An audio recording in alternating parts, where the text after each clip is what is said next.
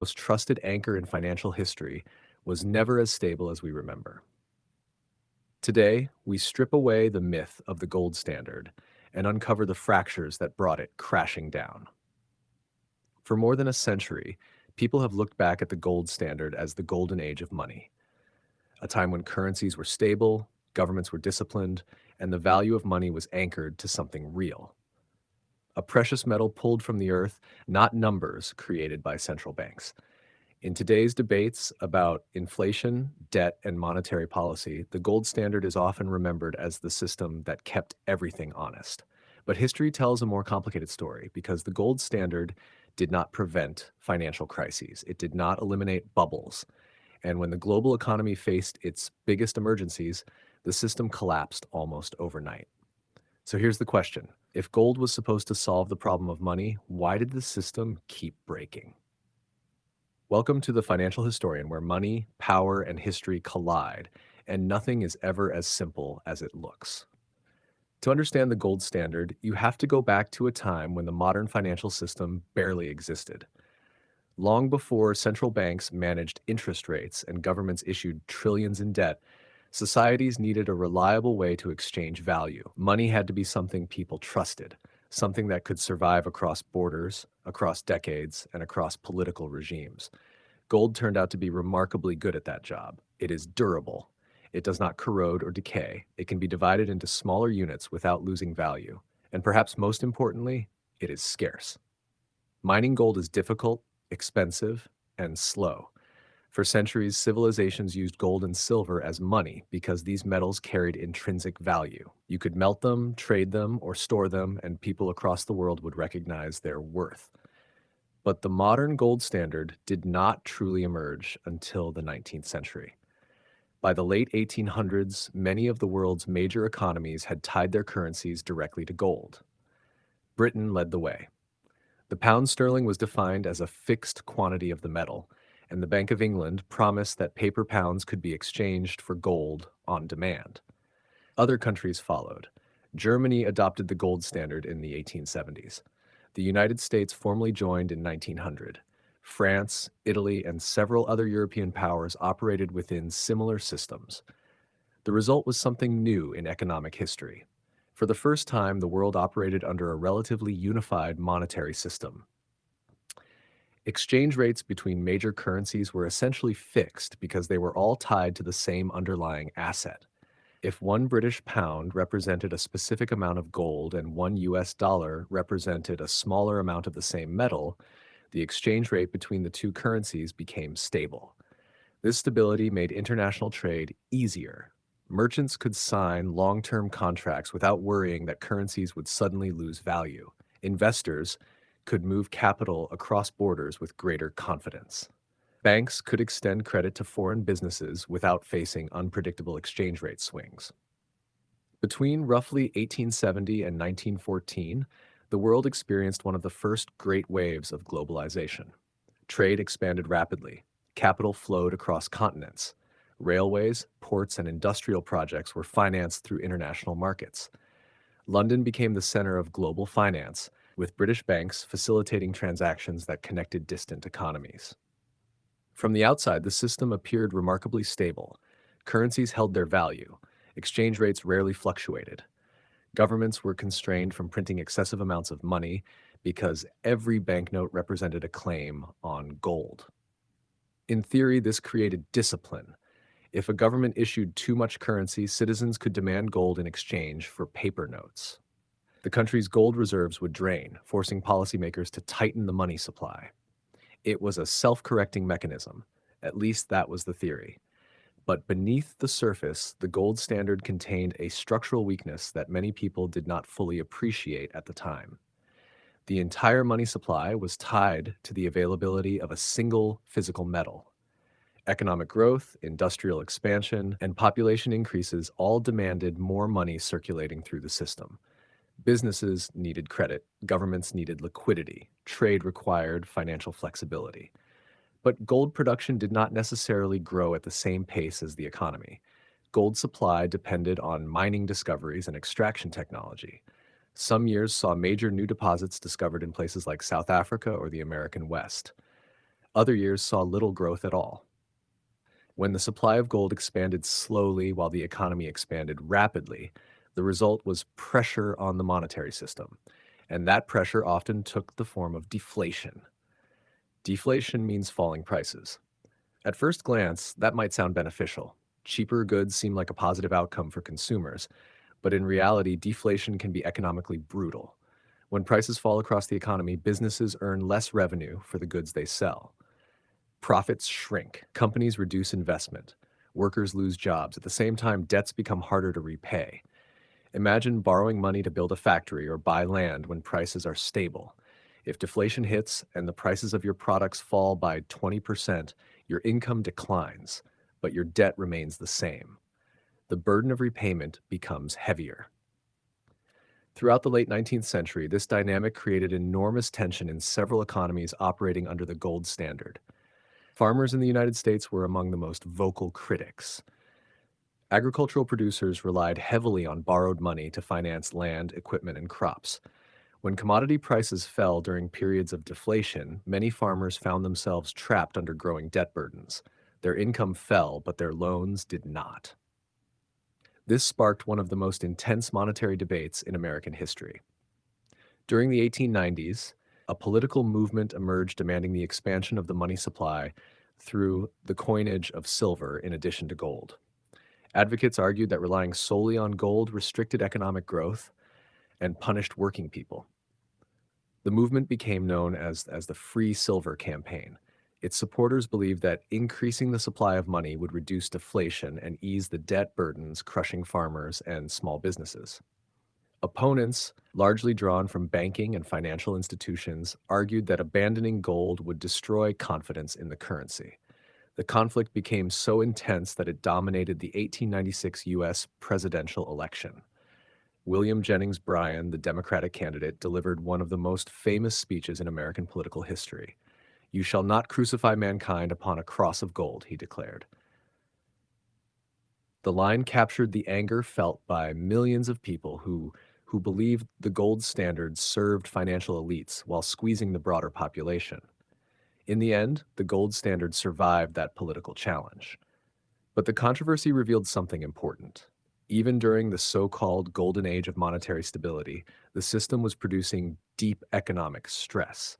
Gold constrained the supply of money, and that constraint created winners and losers. Creditors benefited from stable or rising currency values.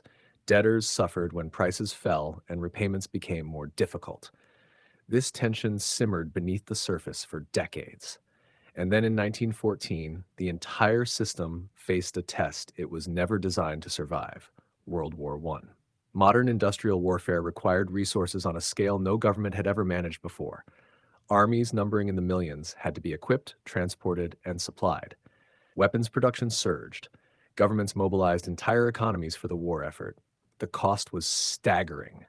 Countries needed enormous financial flexibility to fund the conflict. They had to borrow heavily, issue debt, and expand the money supply to keep their economies functioning under wartime conditions. But the gold standard imposed strict limits on those actions. Currencies tied to gold could not easily expand their money supply without risking a drain on national gold reserves. If citizens or foreign investors lost confidence, they could demand gold in exchange for paper currency. That would quickly exhaust the system. So governments made a decision. One after another, they abandoned the rules of the gold standard. Britain suspended gold convertibility. France did the same. Germany followed. Even countries that had defended the system for decades abandoned it almost immediately when faced with the realities of total war. The discipline of gold disappeared the moment survival was at stake. Currencies floated, governments issued debt, money supplies expanded dramatically. The global monetary system that had defined the late 19th century effectively collapsed within months. But after the war ended, many policymakers believed the old system could be rebuilt. They thought the chaos of wartime finance had been a temporary deviation, a necessary compromise during extraordinary circumstances. Once peace returned, they argued, the world could restore the gold standard and recover the stability it had once provided. That belief would lead to one of the most consequential monetary experiments of the 20th century. and it would expose the deepest flaws of the gold standard itself. Because when governments tried to rebuild the system in the 1920s, they triggered one of the worst economic disasters in modern history. When the First World War ended in 1918, governments across Europe faced a difficult question. The war had shattered the old financial order. Gold convertibility had been suspended. Currencies had been expanded to finance military spending, and debts had exploded across every major economy. Inflation surged in many countries during the war years, eroding savings and destabilizing markets. To many policymakers, the solution seemed obvious: restore the gold standard. In their minds, gold represented discipline. It was the anchor that had kept currencies stable before the war. Returning to it would restore international confidence, stabilize exchange rates, and bring the global financial system back to order. But there was a problem. The world had changed. Economies had shifted dramatically during the war. Industrial structures were different. Debt burdens were enormous. Entire societies had been reshaped by years of total mobilization. Trying to rebuild the pre-war monetary system would require forcing a very different world back into an old financial framework. And yet, that is exactly what many governments attempted to do. The most famous example came in Britain. In 1925, the British government announced that it would return the pound sterling to the gold standard. Winston Churchill, serving as Chancellor of the Exchequer, made the announcement with great confidence. Restoring the pound's link to gold, he believed, would restore Britain's financial prestige and re-establish London as the center of global finance. But there was a crucial detail. Britain chose to restore the pound at the same exchange rate that had existed before the war. This meant the pound was effectively overvalued.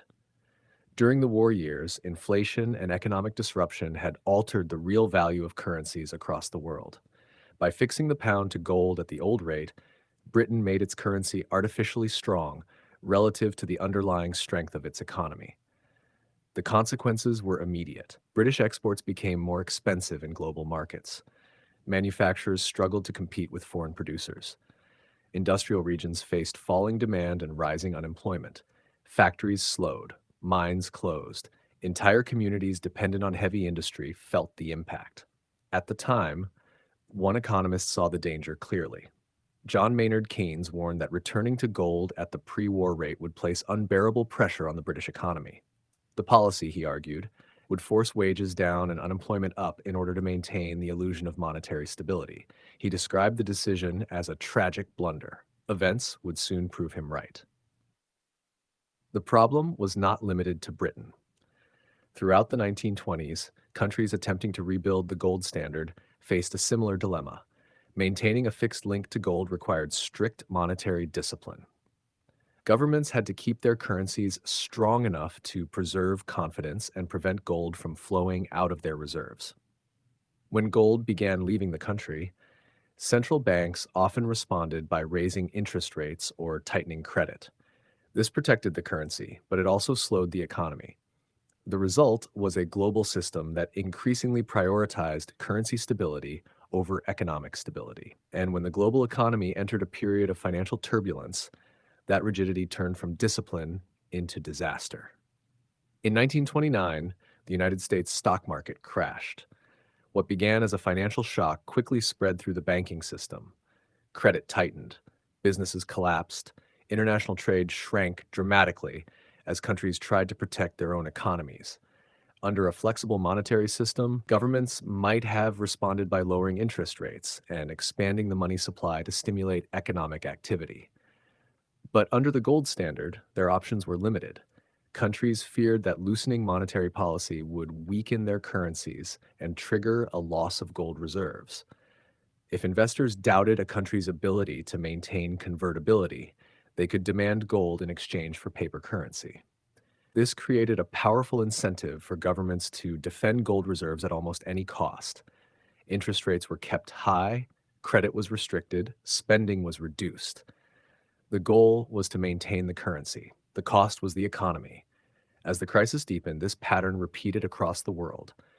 Banks failed, businesses closed, unemployment soared, and global industrial production collapsed by more than a third during the early years of the Great Depression. International trade shrank dramatically as demand evaporated. Yet many countries continued tightening monetary policy to protect their gold reserves. It was a system that demanded economic sacrifice in order to defend a fixed exchange rate. And the longer governments clung to it, the worse the crisis became. Eventually, the pressure became unbearable. In 1931, Britain faced a massive loss of confidence in the pound. Investors and central banks began converting sterling into gold, draining Britain's reserves at an alarming pace. The Bank of England tried to defend the currency, but the outflow was too large. In September 1931, Britain abandoned the gold standard. For a country that had once been the anchor of the global monetary system, it was a humiliating moment. But something interesting happened next. Once Britain left gold, the pressure on its economy eased. The pound depreciated, making British exports more competitive. Interest rates could fall. The government gained greater flexibility to manage economic conditions. Recovery began slowly. Other countries soon faced the same choice. The United States held on to the gold standard longer, but by 1933, the crisis had reached catastrophic levels. Banks were collapsing across the country. Industrial output had fallen sharply. Millions were unemployed. President Franklin D. Roosevelt made a dramatic decision. He suspended domestic gold convertibility, effectively ending the gold standard within the United States. The government devalued the dollar and gained the freedom to expand the money supply. It was a radical break with the old monetary order, and the results were revealing. Countries that abandoned the gold standard earlier tended to recover sooner from the Great Depression. Freed from the rigid constraints of gold, they could lower interest rates, increase liquidity, and stimulate economic activity. Those that clung to gold the longest often experienced the deepest economic pain. This pattern would later become one of the most widely documented findings in economic history. The gold standard, once praised as the foundation of financial stability, had become a mechanism that amplified the crisis. It forced governments to prioritize the defense of their gold reserves, even as their economies collapsed. And, and yet, despite the devastation of the Great Depression, the dream of gold-backed money did not disappear. After the Second World War, policymakers attempted one more time to build a global monetary system that incorporated gold. But this time, they tried to solve the problem differently. Instead of tying every currency directly to gold, they placed the system on a single anchor, the US dollar. Under the Bretton Woods Agreement, established in 1944, the dollar was convertible into gold at a fixed rate of $35 per ounce. Other currencies were pegged to the dollar. In theory, this created stability without requiring every country to maintain large gold reserves. In practice, it created a new imbalance. As global trade expanded in the post-war decades, the demand for dollars grew rapidly. The United States supplied those dollars through government spending, investment, and international lending. But the more dollars circulated around the world, the harder it became to maintain the promise that each one could be exchanged for gold. By the late 1960s, the system was under enormous strain. Foreign governments held more dollars than the United States had gold to redeem. In 1971, President Richard Nixon made a decision that would end the gold era permanently. He closed the gold window. The dollar was no longer convertible into gold. The last link between the global monetary system and the metal that had once defined it was broken. The modern era of fiat currency had begun, and the world did not collapse. In fact, the decades that followed saw enormous economic expansion. International trade grew dramatically, financial markets deepened, global investment increased, but monetary instability did not disappear. Inflation still occurs, financial bubbles still emerge, banking crises still happen, which leads to the deeper lesson behind the history of the gold standard. Gold never solved the fundamental problem of money, because money is not just a metal or a piece of paper. It is a system shaped by politics, power, and economic reality. Gold can impose discipline. It can constrain governments and limit the expansion of currency. But when that constraint becomes too painful, when wars erupt, crises deepen, or economies collapse, governments abandon it every time. The gold standard promised a world where money would be honest, stable, and immune to political manipulation. But history shows that no monetary system can fully escape the pressures of politics and human behavior. There is no perfect money, only systems that work for a time until the pressures of reality force them to change. Understand it, it will crush you all the same. The gold standard didn't fail because it was broken. It failed because the world refused to be ruled by